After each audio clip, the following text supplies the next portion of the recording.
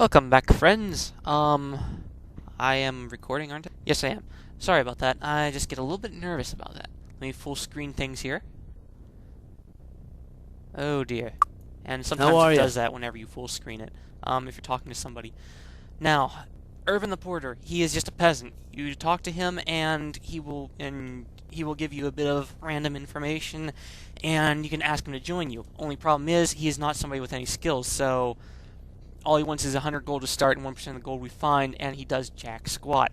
Now, later on, in the later Might and Magic series, they have some interesting combinations of characters. Like, you can hire you can hire somebody that what they will do is... Oh, no, wait, that's an evil spell. I'm sorry. What your characters can do is they can hire unsuspecting peasants, and if they're of the evil alignment, they can cast a spell which will sacrifice an NPC. It will lower the reputation by a full category, but it acts kind of, if I recall correctly, like sort of like a divine intervention, but it's really, really evil to do. So it gives idiots like this a really good use. But for this, he really does jack squat. One less day of food use when camping, minimum of one used. Oh, wow. Well, I guess he does serve as some sort of use. Okay, he's a porter. Peasants, however, will offer no such services. 1 day less of food use when camping, minimum of one used. That's really not so important right now unless we get really, really caught up inside of a bad way whenever we're traveling, because we don't want to starve to death whenever we're out there. And as you'll notice, give me a second to show you. Whenever we go to camp, resting out on the shoreline will take 2 days worth of food. If we rest in the grass, however, it'll take 1 day worth of food. Your terrain determines how much food you consume whenever you camp. Now, let's talk Greetings! about Kristen the Smith. Monday. I don't like Mondays. New Sorpagal. Our town was founded centuries ago as the last major town in Enroth. We have historically been a point from which colony ships left for the rest of the world. So it's kind of like a... I don't want to say Versailles. I forget what the Spanish port is that Christopher Columbus sailed out of. I forget. But yes, NPCs offer valuable, can offer valuable services, like the smith. She'll take 2% of all the gold you have, 200 gold pieces, but she'll fix absolutely any weapon you ask. There's no limit to what she can or cannot do. And unlimited weapon repair takes 2% of all gold you find. Some of these NPCs, like the smith, if you don't go the smithing route, if you check around and you want to pinch your pennies, or pinch your gold pieces as the case may be, you can go out, you can talk to them, and hire them just to repair, and then they dump them. Hello! Pavel the Tracker. Hello there. A mighty fine morning if you ask me. I'm Pavel. Most civilized areas you'll find are in the east. Well, there are some small towns and villages located to the west. Don't count on finding many. And this is very, very true. Regnan pirates. It's been decades since we were last attacked by pirates from the islands of Regna, and I guess it's about time for us to be attacked again, but with the king missing and all. The Regnan pirates will become very, very key later on in the series, but right now, not so much so. Hello! And this is the last person, Rose the Jester, and this shows something interesting.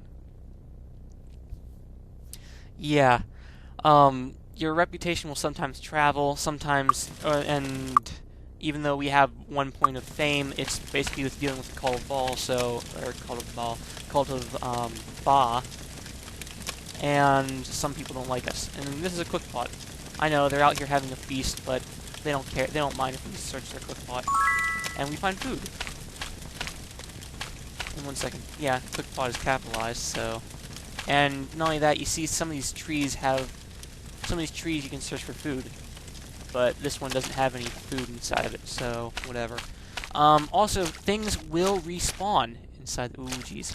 I see some bad people over there in that little alcove. See, like right down over there.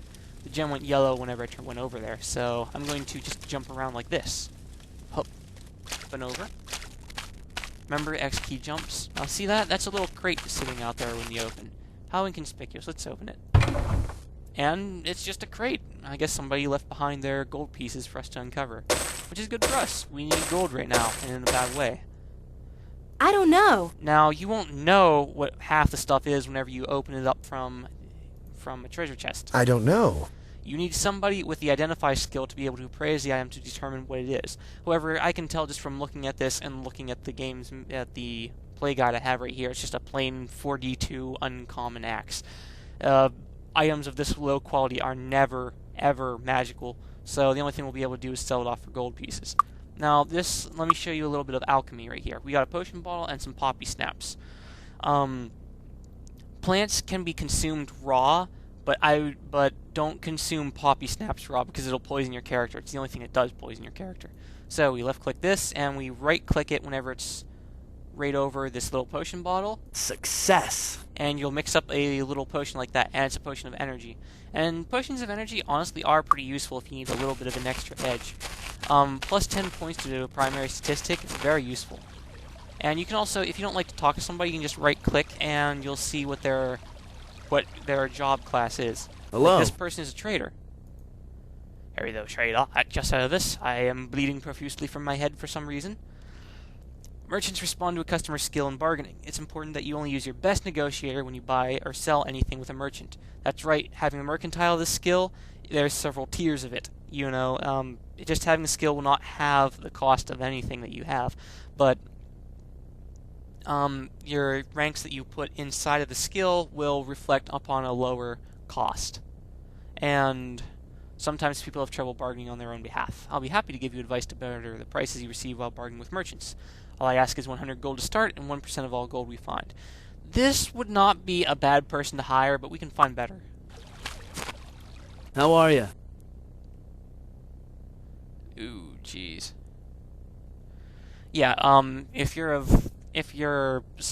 the thing too. We don't have any reputation. We're not respectable. We're not infamous. We're just kind of in the middle of the row right now, and people have only sort of heard a little bit of bad things about us, but nothing so major. This is a guild. Members only. And if you, just like all the other games, if you do not have guild membership, you cannot buy spells here. Also, unlike the other games, going in and out of stores does not eat up a week of your time. It's Monday the 1st, 12:25. Members only. It's Monday the 1st. Members only. Still Monday the 1st. Members only. Get a load of that. Sorry, I'm having way too much fun with this. Because it doesn't eat up a week of our time. Harry the trader. Oh, hi, Harry. Oh, wait. Greetings. Forgot to ask about sea travel. Ocean travel around here can be dangerous because of the sea serpents and water elementals that roam the oceans. Despite what he says, you will never be attacked by sea serpents and water elementals unless you go to a certain place, and you'll only be attacked after you leave the ship. Greetings. Granted, they'll still eat you right off the docks, but whatever. He hates Mondays too. He's a smith, Blades End. Ah, this is very important. Blades End is pretty much the mercenary guild. It's where everybody that is a knight, an archer, anybody that wants to be versed in the combative ways, they go to learn their skills there, and we need to get membership inside of that. Fortunately, there's both a membership and a guild right here in New Sorpigo. Greetings. And Ramona the Tinker. Hello, Ramona. When someone has a chest or other lock they don't want you to get into, they'll usually trap it rather than lock it. Everyone knows that a determined thief will eventually get through a lock, but not every determined thief will survive the trap once he opens the chest. This is true.